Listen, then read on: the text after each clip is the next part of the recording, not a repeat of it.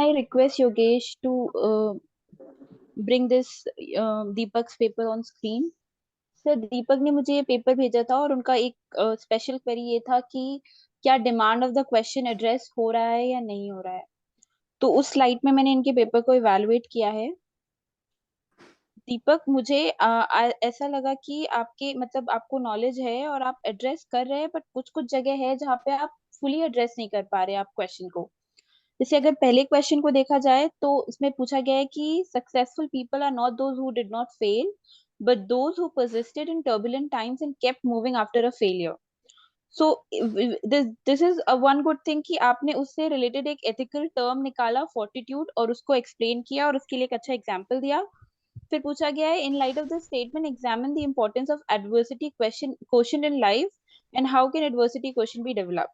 तो आपने दोनों पार्ट्स में डिवाइड किया इम्पोर्टेंस ऑफ एडवर्सिटी क्वेश्चन और how it can be develop, which is a good thing. यहाँ पे आपने अच्छे से एड्रेस किया है।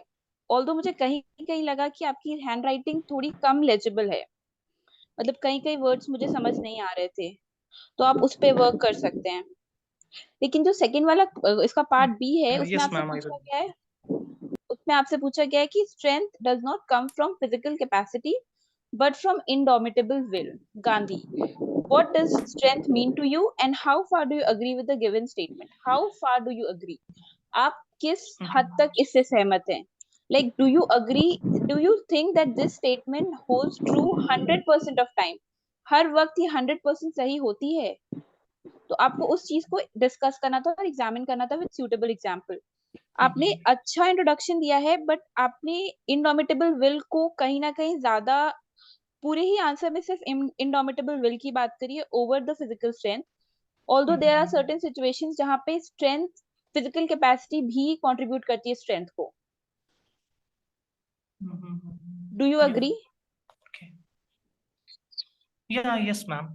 Yeah. Do So basically, I need to divide this question in two parts, right? Not the two Uh, parts, मतलब अब वो 50-50 पार्ट्स वाले नहीं होंगे टू पार्ट्स, मतलब प्रॉब्ली 70-30%. 70-30। जी जी। तो Okay. आप उसको भी अगर एड्रेस करेंगे तो ये आंसर थोड़ा और कॉम्प्रिहेंसिव लगेगा।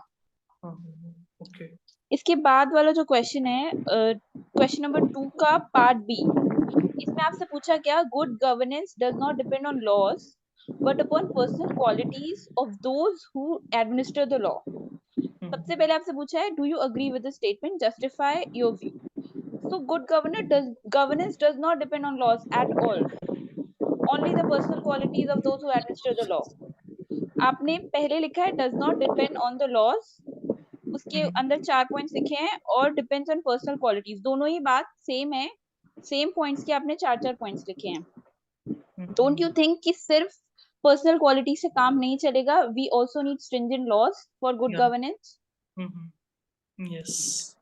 तो both sides of the statement you are missing, you need to balance both sides of statement. थोड़ा सा पार्ट आप लॉस की इफेक्टिव लॉस के ऊपर भी लिख सकते थे to bring in good governance which is missing.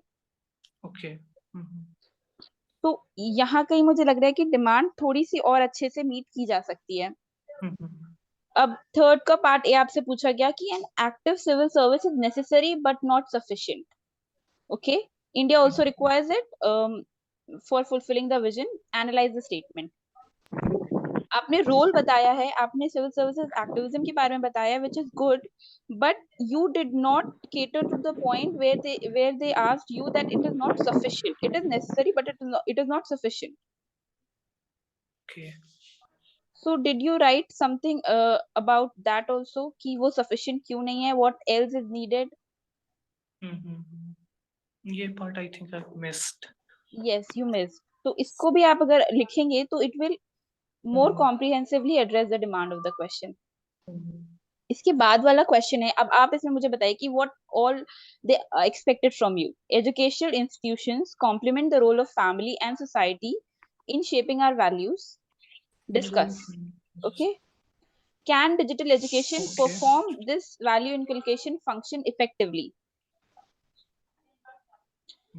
What do you think they expected from you? Like, what are the subparts that they expected from you? First is, of course, role of educational institution. Okay. Complement the role of family and society in shaping our values.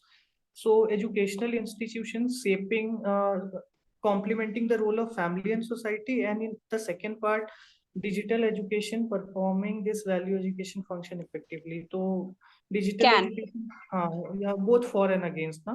In the Yes. second, especially. Yeah. Yes. So you wrote about role of digital education and not role of digital education in light of inculcation of functions and values, value functions. And also, do you think it can and do you think it cannot? So Yeah. इस पे दोनों पे points आने थे कुछ कुछ. तो अगर Yes. ये एक बेसिक फ्रेमवर्क आप क्वेश्चन को पढ़ के अपने दिमाग में बना लेंगे and if you are able to write points out of the content that you have on the basis of this framework, वो जो डिमांड ऑफ द क्वेश्चन की आपने बात की थी वो एड्रेस हो जाएगी. Okay. आई थिंक थोड़ा सा आपको और आइडिया बेटर मिला है इसके बाद. तो ये Yeah. कुछ क्वेश्चंस Yes. मैंने आपके एनालाइज किए और जहां मैंने देखा कि कहीं कहीं मिस हो रही है डिमांड और थोड़ा सा एलिजिबिलिटी ऑफ वर्ड्स पे काम किया जा सकता है. अगर आप बहुत स्पीड में लिख रहे हैं तो आप मेक श्योर करिए कि कुछ कुछ अल्फाबेट्स हैं जो बिल्कुल समझ नहीं आ रहे हैं और पढ़ने में थोड़ा सा मेहनत लग रहा है, तो उसको उसको भी उसके ऊपर भी वर्क किया जा सकता है. Yeah, sure. अदरवाइज कंटेंट अच्छा है और आपको फेयर आइडिया है क्वेश्चन में क्या पूछा गया है, बट ये है कि आप हर डिमेंशन को नहीं बात कर पा रहे हैं, which I think you can improve. इसके अलावा अगर आपको कुछ पूछना है इस पेपर में तो आप पूछ सकते हैं. Ma'am, can you please look at case studies once? Yeah, case studies वाले part I में. actually looked at one of the case study, question number 7. Okay. और मुझे पूछना था इसमें आपने जो सोल्यूशन दिया है वो क्या सोल्यूशन है, like can you explain it in simple words. और वो अच्छा. सोल्यूशन को भी आपने मतलब आपने उसको जस्टिफाई नहीं किया है कि आप क्यों वो सोल्यूशन लेंगे. This case study of sunshine electronics, इसमें जो आपने केस सी लिया है, स्टेप सी लिया है, वो मैं समझ नहीं पाई कि what it is talking about. Okay, so basically, ma'am, I've taken this जो third वाला option है वो जिसमें I will consult the Ministry of Electronics and Regulatory Authorities like TRAI, also CERT-in and NTRO to verify the claims, और उसके बाद if claim is verified तो immediately withdraw the phone. इसमें या I messed with the structure क्योंकि इसमें मेरे को वो justification वाला part add करना हाँ चाहिए था. हाँ, बिल्कुल बिल्कुल. और वो सबसे इम्पोर्टेंट था क्योंकि आपका जो स्टेप है वो सबसे ज्यादा इम्पोर्टेंट है apart from everything that you have written. उससे कहीं ज्यादा इम्पोर्टेंट ये पार्ट था कि आप क्या स्टेप लेंगे और वो स्टेप आप क्यों लेंगे. तो अगर आप उसको मिस करें then you are missing on a lot. अच्छा, actually ना the question didn't ask me to like justify my claim. It just asked examine various options available with you for handling the issue at the hand. What will you do in the given case? But So you cannot just tell कि I will do this without giving an ethical justification behind it. ये आपसे पूछा नहीं गया है but ये understood है. Everyone is writing it and you are also expected to write it with a ethical justification. अगर आप ऐसे ही आउट ऑफ ब्लू बोल देंगे कि मैं ये स्टेप लूंगा without giving a justification, then it will not fetch you good marks. तो और एक और चीज है कि आपने ऑल्दो यूज किया है बट और एथिकल टर्मिनोलॉजीज को इस्तेमाल करिए आप अपने आंसर्स में, केस स्टडीज में. जो यहाँ पे आपके इवैल्यूएटर ने भी पॉइंट आउट किया है कि थोड़ी और एथिकल टर्मिनोलॉजी का इस्तेमाल किया जा सकता है. फिड्यूशरी रिस्पॉन्सिबिलिटी, फिजिकल प्रूडेंस, उन्होंने बोला instead of companies finance, the fiduciary responsibility part you can add. So you can make a list of good ethical terminologies जो कि आप ethical dilemmas और ये सब में डाल सकते हैं, तो आपको बहुत handy होंगे in times of writing these things. Okay. Structure for my case studies is good. मतलब उसमें do you find any issue or something like that? आप इसको थोड़ा और प्रॉपर बना सकते हैं जैसे कि आपके इवैल्यूएटर ने बताया है यहाँ पे कि Merit, demerit, giving putting in a a या making in a tabular form वो ज्यादा आसान होता है इवैल्यूएट करना भी और वो एक अच्छा प्रेजेंटेशन भी लगता है writing in a tabular form. अच्छा, okay. बट उससे भी कहीं ज्यादा और सबसे ज्यादा इम्पोर्टेंट ये है कि जो आप स्टेप ले रहे हैं उसका प्रॉपर जस्टिफिकेशन लिखें कि आप वो क्यों ले रहे हैं. और एक ही चीज मुझे अच्छी लगी कि आपने वावे कंपनी का रेफरेंस दिया अपने इंट्रोडक्शन में, तो आपने एक कंटेक्स्ट बनाया कि why this question is being asked, so this was a good thing. Anything that you want to ask me? Ma'am, can you look at like a quote-based question? उसमें I find some issue. तो उसका structure is good or basically just a minute. I think I need to read it Oh, about okay. one of your code based. Uh-huh. Can I explain it in another next session? हाँ, sure, ma'am, sure. Thank you very much. Because I've gone through these theory based questions, Mm-hmm. 1 to 4 questions. I have not seen the code based question. Okay. Okay. Yeah, sure, ma'am. Thank you. Thank you very much. Himanshu, आपको कुछ cover करना है शायद? Yes sir, GS2 की एक copy थी group पे, शायद योगेश की थी। योगेश, मैं इसमें थोड़े से स्पेसिफिक क्वेश्चंस डिस्कस करूंगा और क्वेश्चन का कोई स्पेसिफिक पार्ट डिस्कस करूंगा। ओके, तो इसमें आपको स्पेसिफिक लेजिस्लेशंस डिस्कस करने थे जो काफी इल कंसिडर्ड है और हैप्पेजार्ड मैनर में जिनको इंट्रोड्यूस किया गया था। तो एक एग्जांपल हमने दे दिया डाउरी वाला, सेक्शन 498 है। Even supreme court has pointed out कि इस सेक्शन का काफी मिसयूज किया जाता है हरास करने के लिए हस्बैंड की फैमिली को। सेकंड एग्जांपल है नेशनल सिक्योरिटी एक्ट का, जिसको काफी ट्रिवियल केसेस में अप्लाई कर दिया जाता है। जैसे कि अभी रिसेंटली आप एग्जांपल ले सकते हो मध्य प्रदेश का। मध्य प्रदेश में अभी एक वीडियो वायरल हुआ था जो काफी न्यूज में भी चल रहा है कि एक ट्राइबल के ऊपर एक so called upper caste person ने यूरिनेट कर दिया था। नेशनल सिक्योरिटी एक्ट जो लगाते हैं, जैसे मध्य प्रदेश का एग्जांपल ले सकते थे यहाँ पर, कि इन लेजिस्लेशन में कुछ पर्टिकुलर क्राइटेरियाज को फिक्स करना चाहिए ताकि किस केसेस में वो लगा या किस केसेस में नहीं लगा। सिमिलरली थर्ड एग्जांपल आप ले सकते थे सेक्शन 295A, ये हर्टिंग ऑफ रिलीजियस सेंटिमेंट्स। अब actually hurting of religious sentiment को डिफाइन नहीं किया गया है कि what constitute hurting religious sentiment. एक पर्सन बोल सकता है कि मेरे रिलीजियस सेंटिमेंट हर्ट हो गए या नहीं हुए, तो किस बेसिस पे वो लगेगा। तो जब क्वेश्चन में ये बात थी कि absence of well considered legislations, तो आपको वो एग्जांपल्स के साथ डिस्कस करने थे। मुझे लगा कि आपने uniform law, lack of uniform civil code और सेडिशन लॉ और इनका क्या आपने सजेशंस दे दी उसकी वजह। सिमिलरली जो नीड फॉर डोमेन एक्सपर्ट थी, इसमें भी आपने सजेशंस दे दिए जो कि डिमांड ऑफ द क्वेश्चन नहीं थी। जैसे आपने फास्ट ट्रैक कोर्ट को इसमें मेंशन कर दिया, नेशनल कोर्ट्स ऑफ अपील को मेंशन कर दिया। इसकी वजह आपको ये मेंशन करना था कि कोऑपरेट केसेस जो होते हैं उनके लिए एक स्पेशल कोर्ट होना चाहिए, क्योंकि they are also affecting economy of the country. Similarly जो रेप के या क्राइम अगेंस्ट वुमन होते हैं उनके लिए अलग से केसेस होना चाहिए जहाँ पे वुमन जजेस ज्यादा होना चाहिए। ओके, और फिर जब हम इसके कंक्लूजन में आते हैं, तो जो प्रॉब्लम्स हमने पूरे क्वेश्चन में डिस्कस की है, तो हमारा जो कंक्लूजन होना चाहिए वो जो हमारी प्रॉब्लम्स हमने डिस्कस की है उसके हिसाब से होना चाहिए। बट हमने आपका जो आंसर है उसमें आपने लिख दिया कि इम्प्रूवमेंट ऑफ इंफ्रास्ट्रक्चर।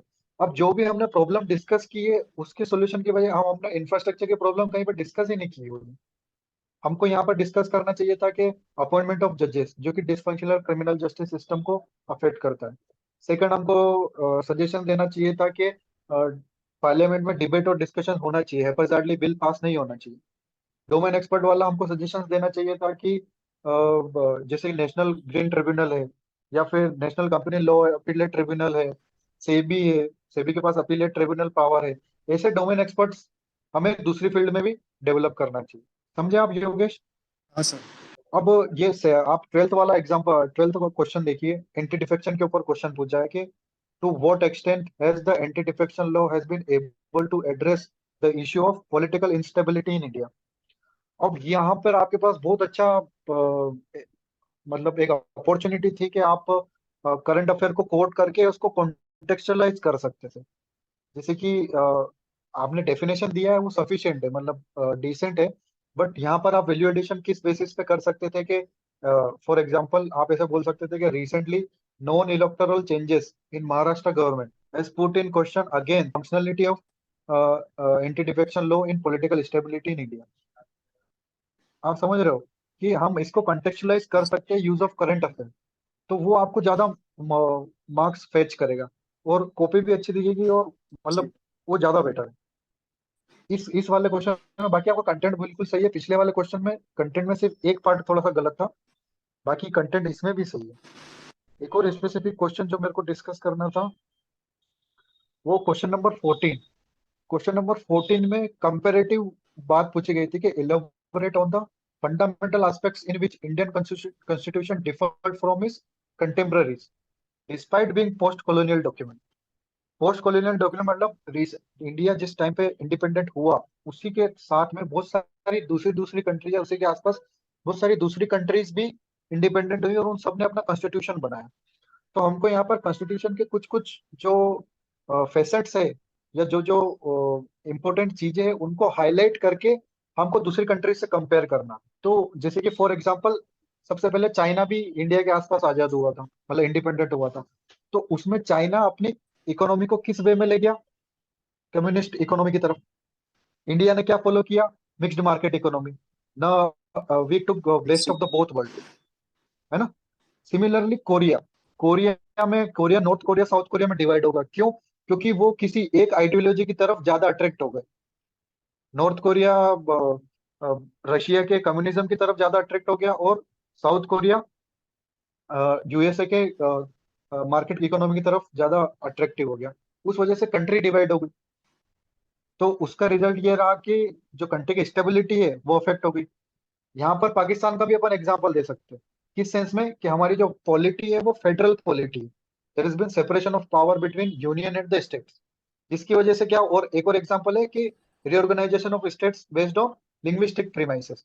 और यहाँ पर पाकिस्तान का एग्जांपल दे सकते थे, पाकिस्तान में वन लैंग्वेज पॉलिसी फॉलो करी जिसकी वजह से क्या हुआ, वो उसका डिवीजन हो गया बांग्लादेश और पाकिस्तान में। श्रीलंका का एग्जांपल दे सकते थे कि हमारी जो पॉलिटी थी इंडिपेंडेंस के बाद, जो हमने स्ट्रक्चर ऑफ गवर्नेंस एक्सेप्ट किया, वो कॉलोनियल स्ट्रक्चर से ज्यादा डिफरेंट नहीं था, उसी में फाइन ट्यूनिंग थी। हम पॉलिटी में भी पढ़ते हैं कि जो मोस्ट ऑफ द पार्ट है वो गवर्नमेंट ऑफ इंडिया एक्ट 1935 से ही लिया गया था, बट हमने उसको फाइन ट्यून किया इंडियन सोसाइटी की नीड्स के हिसाब से। बट श्रीलंका थोड़ा सा अलग गया, उन्होंने दो बेस्ट ऑफ बोथ वर्ल्ड्स लेने की कोशिश करी, प्रेसिडेंशियल और प्राइम मिनिस्टर दोनों की इंपॉर्टेंस देने की कोशिश करी। इसकी वजह में उनकी जो पॉलिटी थी वो एक्सपीरियंस्ड नहीं थी उस फील्ड में। इसकी वजह से क्या हुआ, वहां की जो गवर्नमेंट थी इनस्टेबल हो गई। सिमिलरली रोल ऑफ आर्मी भी आप डिस्कस कर सकते हो। ठीक है, तो यहाँ पर आपने ये फर्स्ट पॉइंट में एग्जांपल अच्छा दिया, पर उसके बाद थोड़ा सा आपने थोड़ा सा डाउन कर दिया उसको, इसको आप देख सकते थे। समझ में आया आपको सर जी? क्वेश्चन 14 में बताइए। जो कंपैरिजन करने को बोला है उसमें सिर्फ जी जी। जो उस टाइम पे जो इंडिपेंडेंट हुए थे पोस्ट कॉलोनियल हाँ हाँ नेशन उनसे ही करना है या फिर जो हाँ हाँ, उन्हीं से ही करना है, दूसरे उन्हीं थे? से ही करना है। पोस्ट कॉलोनियलिज्म उसी के बाद आया। हमने पूरे अफ्रीकन कंटिनेंट के, हमारे इंडिपेंडेंस के आसपास अफ्रीकन कंटिनेंट इंडिपेंडेंट हुआ।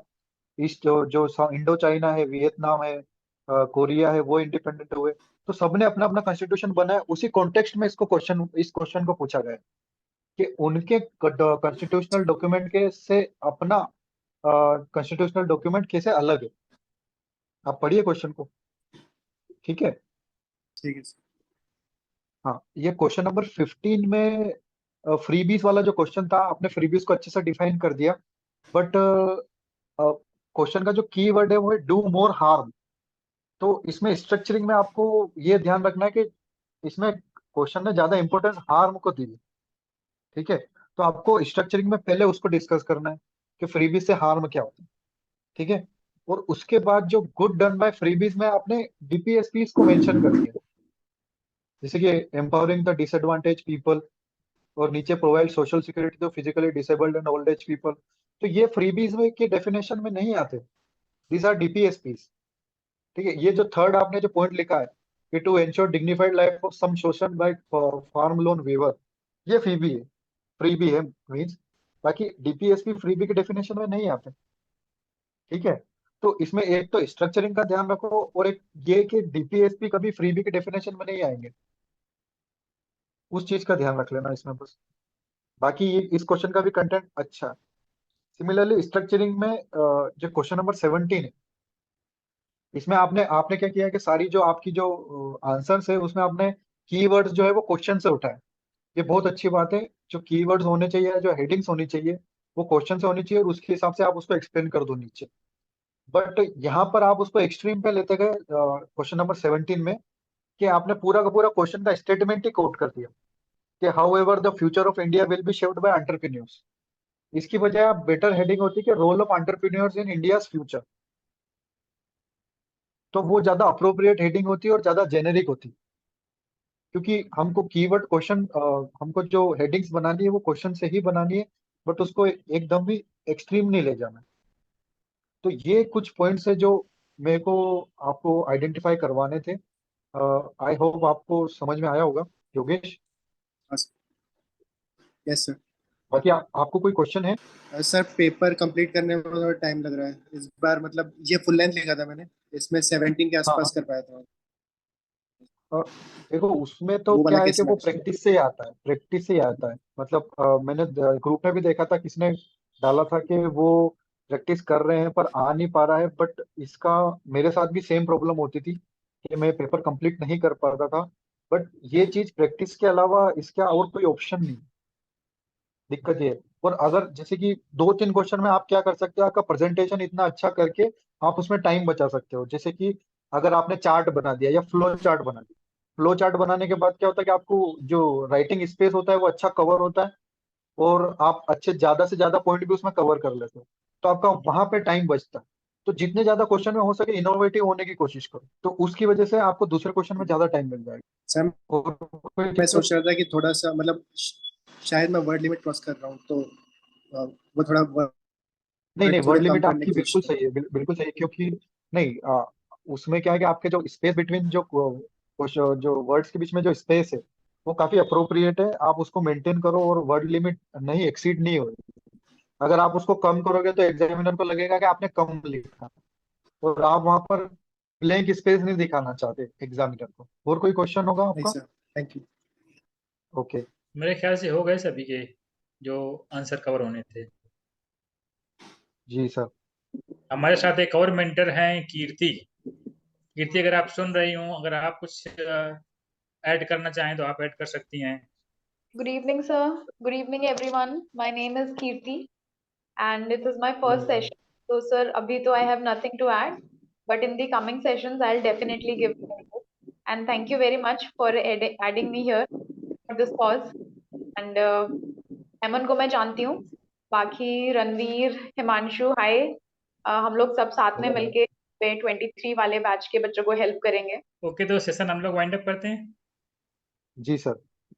Okay, thanks. Thank you. Thank you. Thank you sir.